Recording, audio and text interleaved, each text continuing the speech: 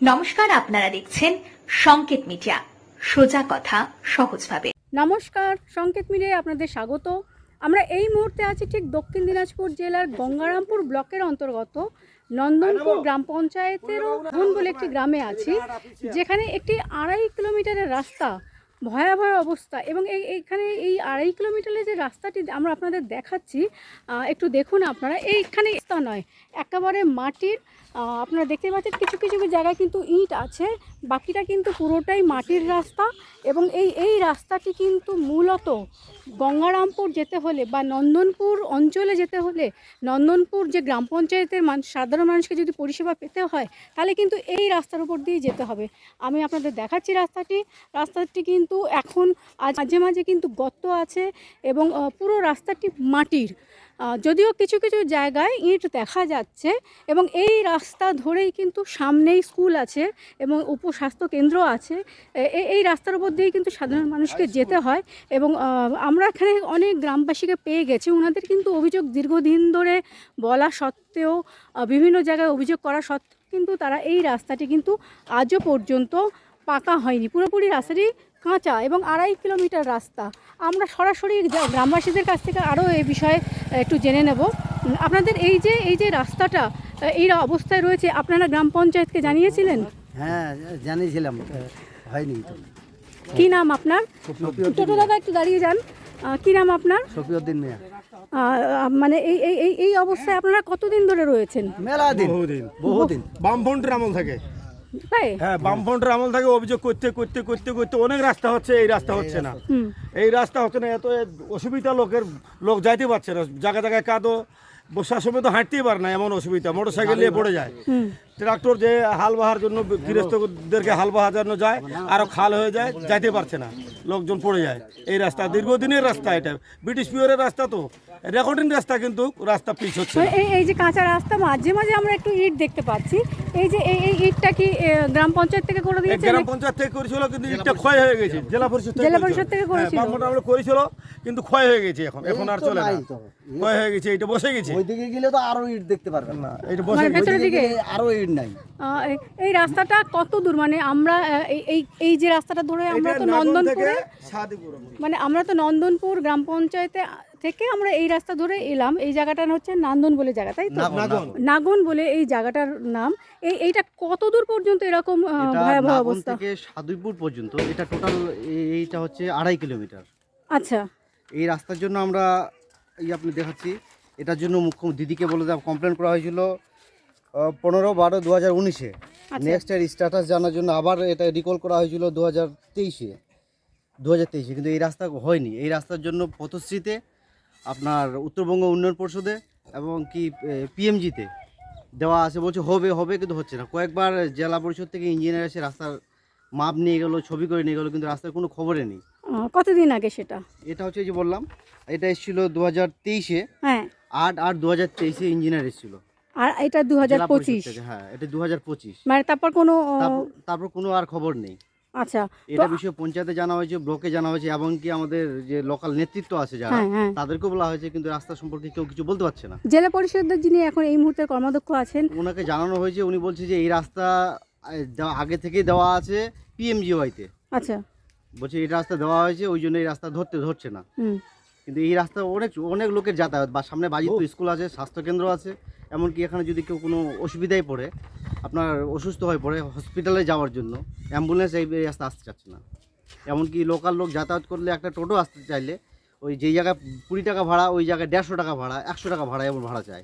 এই যে উপস্বাস্থ্য কেন্দ্র যেটা আছে বলছেন, এখান থেকে কত কিলোমিটার? এখান থেকে 2.5 কিলোমিটার। 2.5 কিলোমিটার শেষ পয়েন্টে রাস্তার যে। তো যখন মানুষ অসুস্থ হয়ে যায় বৃষ্টি হলে, সেক্ষেত্রে কিভাবে যাওয়া আসা করেন? খুব সমস্যা, তো খুব সমস্যা। এখানে পায়ে হেঁটে যেতে হচ্ছে, বৃষ্টি না। এখনো যদি কোনো প্রেগনেন্ট মহিলা এই রাস্তায় নিয়ে যেতে পারবে না, মানে সেই সময় কি এই রাস্তা দিয়ে গাড়ি যেতে পারে না, মানে পায়ে হেঁটে যাবে? পায়ে হেঁটে ছাড়া উপায় নেই। কোনো গাড়ি তো যাওয়া অসম্ভব, তো গাড়িতে গেলে তো ওর তো পেন আসবে, আরও অনেক সমস্যা। আচ্ছা, এখানে আমরা টোটোওয়ালাকেও দেখছি। এক টোটোওয়ালা দাদা, আপনি তো টোটো চালান, কি মানে যখন বৃষ্টি হয় তখন আপনি কিভাবে? এই টাইমে তো যাওয়া যায় না, বৃষ্টির সময় তো আরো বেশি, এই টাইমে তো যাওয়া যায় না। আচ্ছা, টোটো চালানো যায় না, গাড়ি সবসময় পাল্টি খাওয়া যাবে, একটু ইয়ে করে না যাওয়া যায়। আচ্ছা ওঠাই যায় না তো, প্যাসেঞ্জারও যেতে চায় না, প্যাসেঞ্জার আসলেও নিয়ে যেতে ইচ্ছা করে না, এত রাস্তা খারাপ, ভাড়া বেশি দিলেও যেতে ইচ্ছা করে না। আচ্ছা, তাহলে আপনি এই জায়গাটা দিয়ে আপনি খালি চলে যান আর হ্যাঁ তারপর প্যাসেঞ্জার খালি গাড়িতে আসাই সমস্যা একবারে, আচ্ছা খালি গাড়ি এই দিকটা যে আছে ওইদিকে আরো সমস্যা খারাপ, এদিকে আরো সমস্যা। আচ্ছা, তো আপনি মেন রোডে গিয়ে প্যাসেঞ্জার তোলেন? হ্যাঁ মেইন রোডে, মানে এই 2.5 কিলোমিটার আপনি প্যাসেঞ্জার নিতে পারেন না? না না না না, বা বাকি যারা রোড টোটো চালক আছে প্রত্যেকেরই একই অবস্থা। কি নাম দাদা? দ্বিজেন দাস। আমরা তো কথা বললাম গ্রামবাসীর সাথে এবং টোটোওয়ালা দাদার সাথেও কথা বললাম। ওনাদের কিন্তু অভিযোগ এই রাস্তার এমনই ভয়াবহ অবস্থা, টোটো কিন্তু খালি, মানে এখান থেকে টোটো কিন্তু পুরোপুরি ফাঁকা, মানে ড্রাইভার যিনি আছেন, টোটো চালক যিনি আছেন উনি কিন্তু ফাঁকা নিয়ে যান, প্যাসেঞ্জার নিয়ে যাওয়া যায় না, কারণ উল্টে যেতে পারে যে কোনো মুহূর্তে, রাস্তা কোথাও গর্ত কোথাও উঁচু, এবড়ো খেবড়ো, যে কোনো মুহূর্তে কিন্তু পাল্টি খাওয়ার মতো অবস্থা। আপনারা এই মুহূর্তে কি চাইছেন দাদারা? আপনারা এই মুহূর্তে কি চাইছেন? আমরা চাইছি এই রাস্তাটা যেন খুব তাড়াতাড়ি একটা পিচের রাস্তা হয়, পিচের রাস্তা দিতে হবে, পিচের রাস্তা ছাড়া হবে না, পিচ ছাড়া হবে না, সিসি যেন না ভালোই তো হয়। ভালো হচ্ছে না, কারণ এটা মানে গ্রাম্য এলাকা, বর্ষার সময় যদি ট্রাক্টর যাওয়া আসা করে আপনার যদি মানে সিসি হয় সেটা মানে ভালো হবে না, পিচ হলে ওটা ভালো হবে। এই জন্য আমরা চাচ্ছি যেন ডিএম সাহেব এই বিষয়ে একটু নজর দেন, এটা এই রাস্তার জন্য খুব পিএমজিওয়াই থেকে করে দেন, তাহলে আমরা খুব উপকৃত হবো। আমরা করে এই গ্রামের 2-3 হাজার লোক আছে, 10,000-এর মতো লোক যাতায়াত করে, মানে খুব সমস্যা আর কি। কৃষি পণ্য তো বাজারে নিয়ে যাওয়া অসম্ভব, সঠিক দাম পাচ্ছে না কৃষকরা। প্রধানকে জানিয়েছেন আপনারা? প্রধানকে জানানো হয়েছে, প্রধানের মাধ্যমে যে কমপ্লেন করা হয়েছিল দিদিকে বলতে, প্রধানের মাধ্যমে প্রধানের কাছ থেকে জেনেই আমরা প্রধানের পরামর্শে এই কাজটা করি। আচ্ছা, প্রধান আমাদের বলেছে আমরা একটু মাসিমা আপনি একটু বলুন, আপনিও তো বয়স্ক মানুষ, কতদিন ধরে এইভাবে এই রাস্তাটা দেখছেন? আপনি তো অনেক দিন থেকে হাঁটতে পারি না, কি পিছল কাদা, হাঁটতে পারি না। বৃষ্টি হলে কি করেন? ঘরেই থাকেন? ওইভাবে থাকি, কি করবো, আসতে পারি না, রাঙ্গামাটি কি পিছলিয়া, হাঁটতে পারি না, যাইতে পারি না, তো বাইকে ওরকম ভাবে থাকি। আচ্ছা, রাস্তার জনবল বেশি, ঢালাই রাস্তা হলে চলবে না, এটাতে রাস্তাতে সবসময় লোকজন বেশি যায়, গাড়ি ঘোড়া বেশি যায়, মানে পিচ রাস্তার আপনাদের ডিমান্ড? হলেই চলবে, ঢালাই রাস্তা তো চলবে না, 2 বছরের মধ্যে ভেঙে চলে যাবে। আচ্ছা, ঢালাই রাস্তা তো মানে পিচ রাস্তা হলে তবেই সুবিধা হয়। আমরা চাইছি যে এই রাস্তা যেন জলদি পিচ হয়। তোমরা কোন স্কুলে পড়ো? তোমরা হ্যাঁ এই রাস্তা দিয়ে যাও? হ্যাঁ, বর্ষার সময় কিভাবে যাও?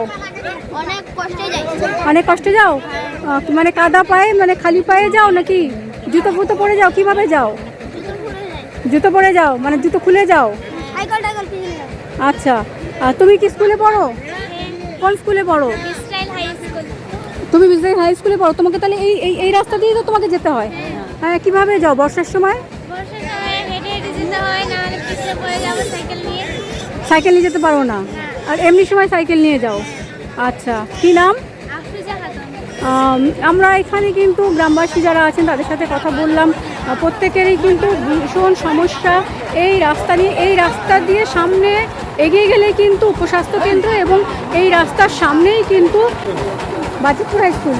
আচ্ছা, বাজিতপুর হাই স্কুল, সেই স্কুলে যেতে হলে কিন্তু এই রাস্তা দিয়েই যেতে হয় এবং সাধারণ মানুষের কিন্তু এই রাস্তা নিয়ে ভীষণ সমস্যা। এবং এখানে কিন্তু ইটের রাস্তা হলে পরে অসুবিধা হবে, সাধারণ মানুষের কিন্তু ডিমান্ড এই রাস্তাটা পিচের রাস্তা হলে তবেই কিন্তু সুবিধা হবে। এবং আমরা গ্রামবাসীদের সঙ্গে বাচ্চা থেকে শুরু করে টোটো চালক থেকে শুরু করলে সবার সাথে আমরা কথা বললাম, সকলেরই কিন্তু একই বক্তব্য যে এই রাস্তা হতে হলে পিচের রাস্তা প্রয়োজন এবং এই যত শীঘ্র সম্ভব এই রাস্তাটা তাদের ডিমান্ড। এবং তারা কিন্তু পথশ্রীতেও এই রাস্তাটি দিয়েছেন, দিদিকে বলতেও তারা জানিয়েছেন, এমনটাই কিন্তু তারা অভিযোগ করেন। জেলা পরিষদ থেকেও ওনারা জানানোর পর জেলা পরিষদ থেকে এসে এই রাস্তায় মাপজোক করা হয়েছে 2023-এ, তাই তো বললেন? 2023 সালে জেলা পরিষদ থেকে এসে মাপজোক করে গেছিল এই রাস্তা। 2023-এ এসে কিন্তু এই রাস্তা আবার 24-এও এসেছিল প্রধানের মাধ্যমে। গ্রাম পঞ্চায়েতের যিনি ইঞ্জিনিয়ার আছেন উনি এসেছিলেন আবার। আচ্ছা, উনি রাস্তাটা মাপ করে নিয়েছেন। তারপরও আজ কিন্তু 2025-এর এপ্রিল মাসের আজ 23 তারিখ, এখনো পর্যন্ত কিন্তু যে এই রাস্তা যেমন অবস্থায় ছিল তেমন অবস্থাতেই রয়েছে, এমনটাই কিন্তু অভিযোগ গ্রামবাসীদের।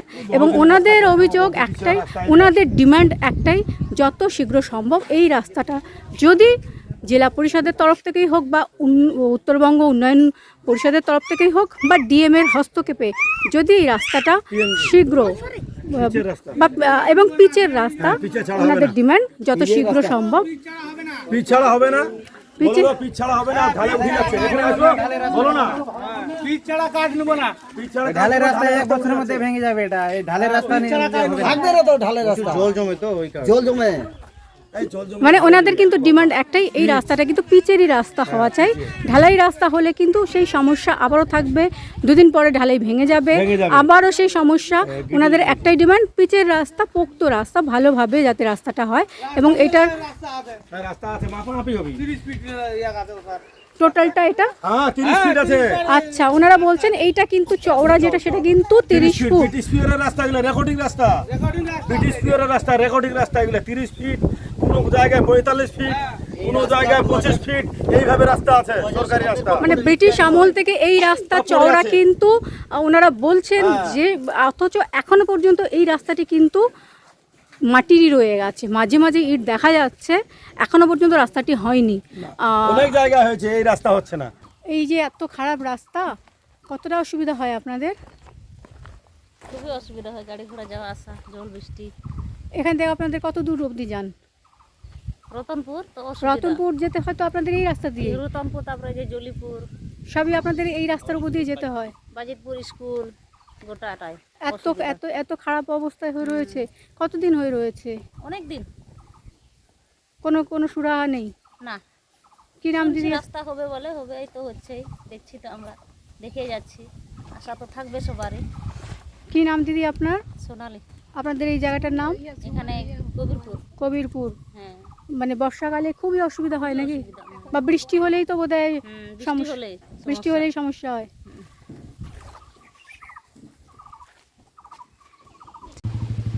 রাস্তাটি আপনাদের দেখাচ্ছি, রাস্তাটি কিভাবে মানে এই যে ভেঙে জল দাঁড়িয়ে রয়েছে। এবং এই যে জায়গাটি, এই জায়গাটি কিন্তু ভয়ঙ্কর অবস্থা। এখানে রাস্তাটি পুরো ভেঙে বাঁদিকে পুকুরের দিকে চলে গেছে। বর্ষার সময় কিন্তু সাধারণ মানুষের অভিযোগ এইসব রাস্তাগুলো দিয়ে হাঁটাই যায় না, এবং হাঁটলে যে কোনো মুহূর্তে পড়ে যাওয়ার সম্ভাবনা। এখন তো খটখটে রোদ, চড়া রোদ আজকে, সেই রোদেও কিন্তু দেখুন এই সব জায়গাগুলো কিন্তু জল জমে রয়েছে। এবং এই যে রাস্তা ঠিক বাঁ দিকটা, এটা পুরো ভেঙে চলে গেছে পুকুরের দিকে। এবং এই রকমভাবেই একদম নাগন থেকে রাস্তাটি শুরু, মানে রাস্তাটি নাগন থেকে শুরু হয়েছে এবং শেষ হয়েছে ছাতিপুর পর্যন্ত। এই রকমই ভয়ঙ্কর অবস্থা। এই যে রাস্তাটি দেখাচ্ছি, গর্ত পুরো। এখানে যদি কেউ বৃষ্টির সময় আচমকা পা এখানে পড়ে যায়, তার কিন্তু পা ভেঙে যাবে, ফ্র্যাকচার হয়ে যাবে। এই পুরো রাস্তাটি একইভাবে চলে গেছে, হাজিপুর পর্যন্ত একই রকমভাবে রাস্তাটি চলে গেছে। এই মুহূর্তে এই যে জায়গাটি দেখাচ্ছি, এই জায়গাটির নাম হচ্ছে কবিরপুর।